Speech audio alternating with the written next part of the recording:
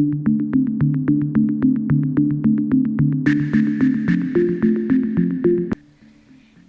I'm Aimee Konieczny, Commercial Director at Indigo Swan, and I'm going to talk to you today about electricity transmission and distribution. So the purpose of electricity transmission and distribution is to get the power that we need in our homes and businesses from the places that they're generated elsewhere in the UK. We have 3 transmission companies working across the country: National Grid covering England and Wales, SP Energy Networks covering Southern Scotland, and Southern Energy Networks covering Northern Scotland. All 3 of those companies have to work with National Energy System Operator, or NESO, to ensure that power is smoothly transmitted across the UK. You need to think about transmission as the motorways of the electricity network. They're covering around 4,500 miles of overhead lines and around 900 miles of underground cables.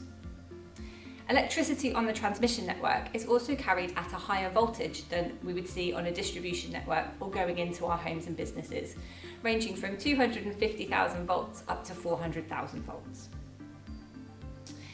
Distribution is a little bit different. There's more distribution networks than there are transmission networks, and they're actually run by 14 different companies.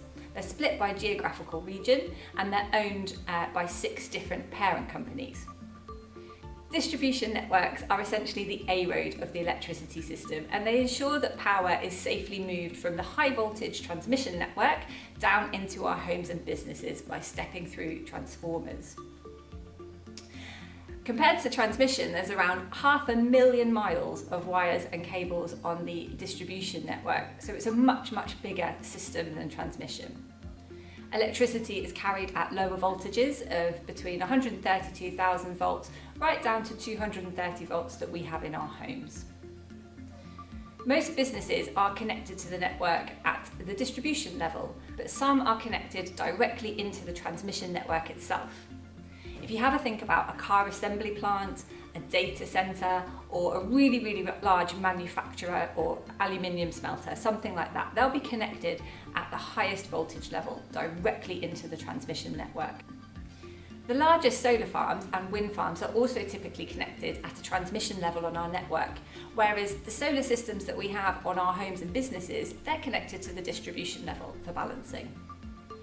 You can find out more about who operates the wires, cables and substations in your local area by contacting the Energy Networks Association or visiting powercut105.com. In the event of a power cut, which is more likely to occur on the distribution network than it is on the transmission network, you should report it to your local distribution company on 105, where you can also track updates.